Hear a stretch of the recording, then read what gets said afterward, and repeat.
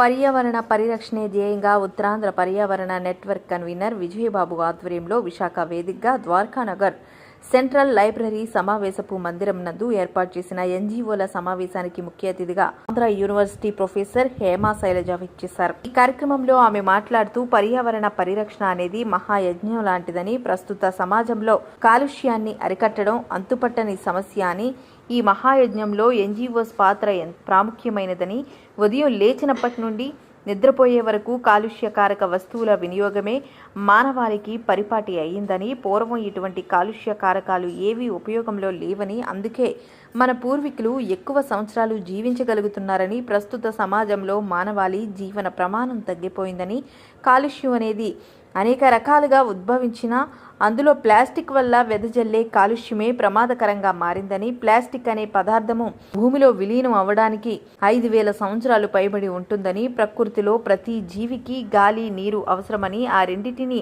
భూమి పీల్చుకోవడానికి ప్లాస్టిక్ అవరోధంగా మారిందని, గాలి, నీరు లేని ప్రదేశాలు విస్ఫోటనం చెందుతాయని, ఇటువంటి వాటి వల్లే ఈ ప్రకృతిలో ఉండే జీవరాశి మనుగడకు అవరోధంగా ఏర్పడ్డాయని అన్నారు. నెట్వర్క్ కన్వీనర్ విజయబాబు మాట్లాడుతూ పర్యావరణ పరిరక్షణ అనేది ఒక్కడి వల్ల సాధ్యమయ్యే పని కాదని, మనమందరం కలిస్తేనే ఈ మహాయజ్ఞాన్ని చేయగలమని, ముందు మనం ప్లాస్టిక్ వాడకాన్ని మానేసి మన చుట్టూ ఉన్న వారికి అవగాహన కలిగిస్తే వారిలో కూడా మార్పు రావడానికి అవకాశం ఉంటుందని, క్రమంగా వాతావరణ పరిస్థితులు మారుతాయని అన్నారు. ఈ కార్యక్రమంలో network manager S V Ravikumari, coordinator Visakhapatnam local NGO Indira Priyadarshini, వివిధ జిల్లాల నుంచి వచ్చిన ఎన్జీఓలు పాల్గొన్నారు.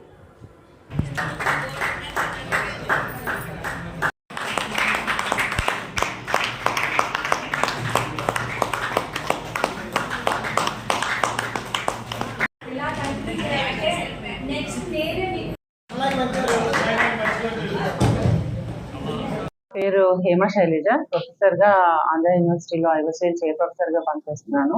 ఈ రోజు ఈ కార్యక్రమానికి నన్ను ముఖ్య అతిథిగా ఆహ్వానించడం జరిగింది. వీళ్ళు ఒక 1 కోటి క్లాత్ బ్యాగ్స్ ని డిస్ట్రిబ్యూట్ చేయడానికి నడుము బిగించారు. సింగిల్ యూజ్ ప్లాస్టిక్స్ మానేసి క్లాత్ బ్యాగ్స్ ని యూజ్ చేయడానికి ఎన్జిఓస్ అందరూ కలిసి ఒక ఉద్యమంగా చేయాలని వాళ్ళు అనుకుంటున్నారు.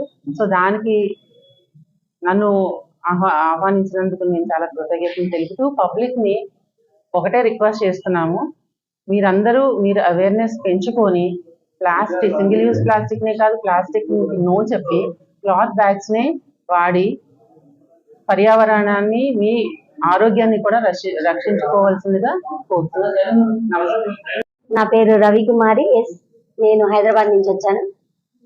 పర్యావరణ నేషనల్ ఎన్జిఓస్ నెట్వర్క్ తరఫున మేము ఇక్కడ పనిచేయబోతున్నాం.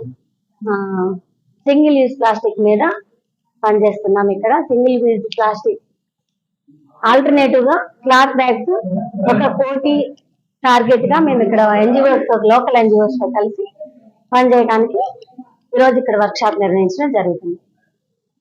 నేను ఈ ప్రాజెక్ట్ మేనేజర్ గా వర్క్ చేస్తున్నాను. ఇక్కడ సార్ విజయబాబు కన్వీనర్, ఈ ప్రాజెక్ట్ కి కన్వీనర్ సార్.